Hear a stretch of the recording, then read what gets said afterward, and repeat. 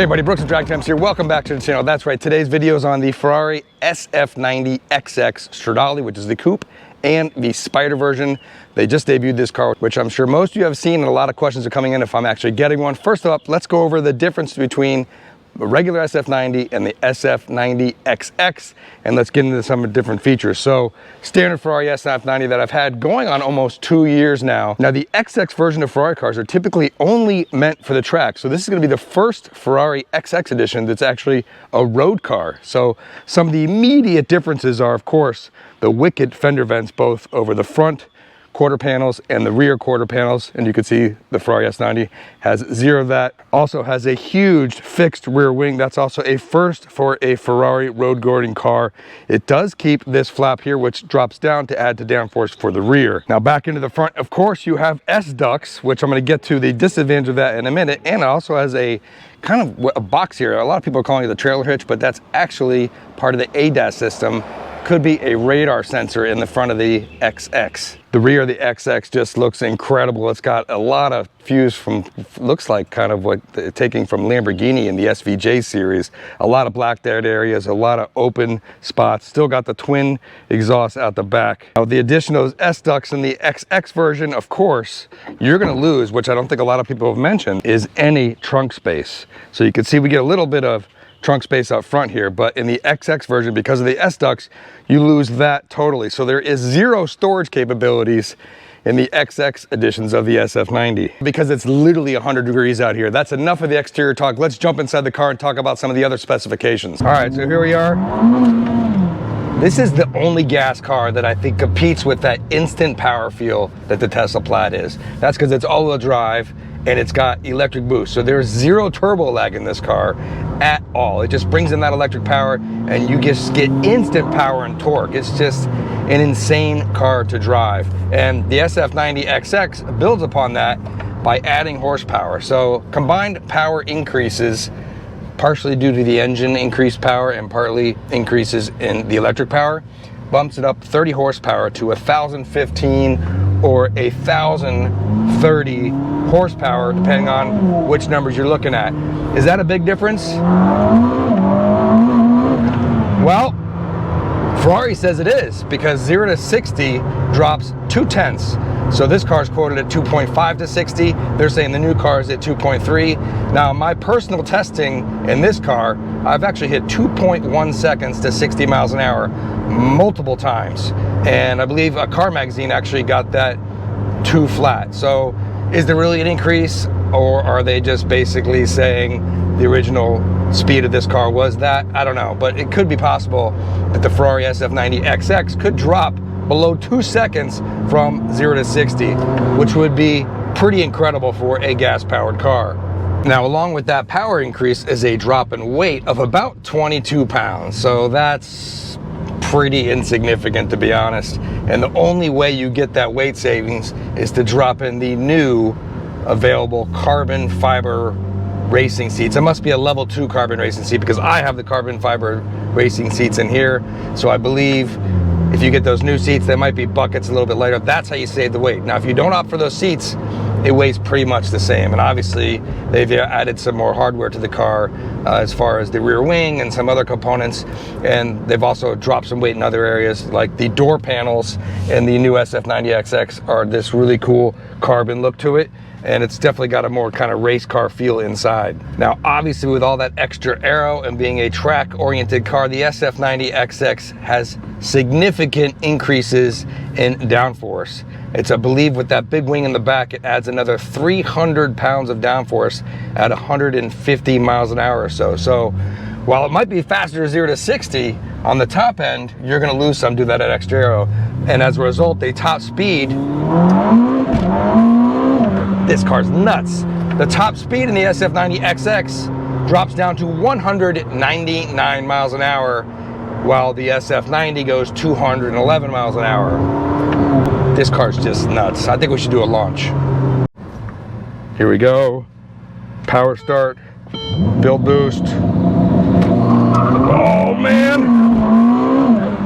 I mean, This car is just insane. Can you imagine a faster car? It's gonna be ridiculous. If you notice in that 0 to 60, it happens real fast. It always spins second gear. It dead hooks off the line and spins second. So adding more horsepower, I'm not sure how Ferrari's gonna get that 0 to 60 time down. They gotta stop that spinning in the second gear. Another thing they added is this extra boost function. So if you look at some of the pictures of the SF90XX in the videos, above the kind of display cluster is where it says extra boost. So I don't know if they're copying Porsche from the Sport Chrono button or something like that, but that happens automatically. They're saying that increases time or decreases time and increases acceleration when you're coming out of corners at the track, adding that extra boost function to launch you out. We got crazy outside looks of the SF90XX. We got decrease in weight if you get the good seats. We got loss of storage in the front due to the S-ducts. We got increase in power, about 30 horsepower, drop in top speed, and then just an incredible track car. Now let's talk about price. The price is very expensive. They are saying that the price when you convert it to US dollars could be $840,000 base price. I mean, the base price of my car was $506,000. So that is, you know, $300,000 more for this special edition Ferrari. Now they're making 799 coupes and 599 convertibles of the SF90XX, which seems like a lot of cars if you compare to how many SF90s are produced. I believe there are 1,500 SF90 coupes, and about half of that are the convertibles. So, you know, while the SF90XX is limited, it's still a lot of cars, comparatively speaking, for the base SF90.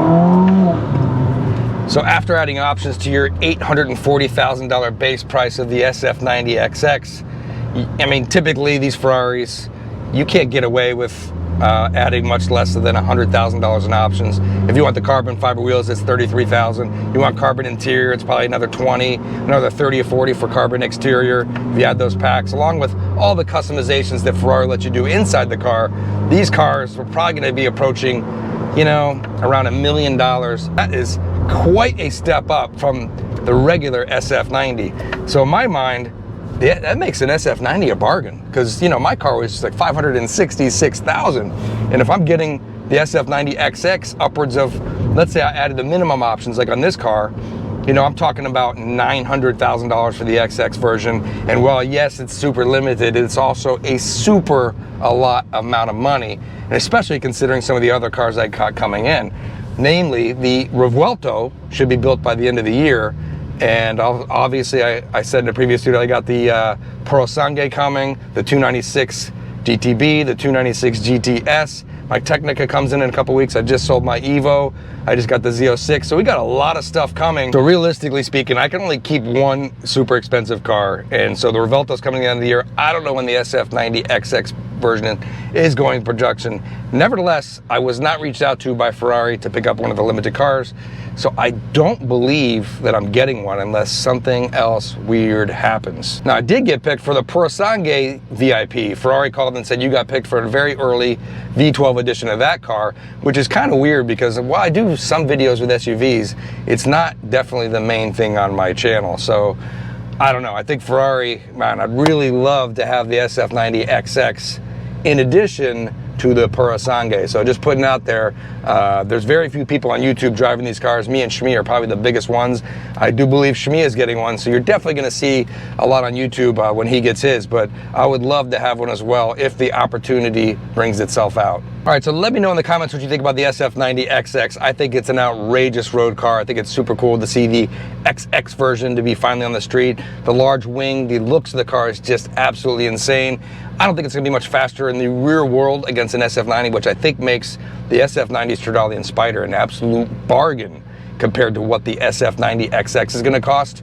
And that'll probably help values of the SF90 in the long term, especially when you add on the, I don't know what you would call it, the limited edition values, market adjustment values of what these cars are really worth in the long term. The 812 Competizione, the TDF, and the other cars along this line are worth outrageous money after the fact and above the original MSRP of those cars. At the end of the day, even though I didn't get an initial batch of the SF90 XX, and I might not get one, I'm super privileged and super happy to have the SF90 Stradale in my garage. It's been an awesome car. Next car coming in, actually, I just got a picture of it, I'll put it up here at the Lamborghini factory, is my Blue Uranus Huracan Technica. That is on the boat right now. I should pick it up a couple of weeks, and I am heading out to Goodwood Festival of Speed next week. I'll be there the entire time, looking for rides to go in various cars. I'm definitely going to hit it up with McLaren big time. I'm going with McLaren, so I'll be in the McLaren 750S and possibly some other cars from the McLaren group, and I will see you out there. As always, thanks for watching. If you enjoyed this video, hit the thumbs up, helps the video on the channel, and we'll see you next time.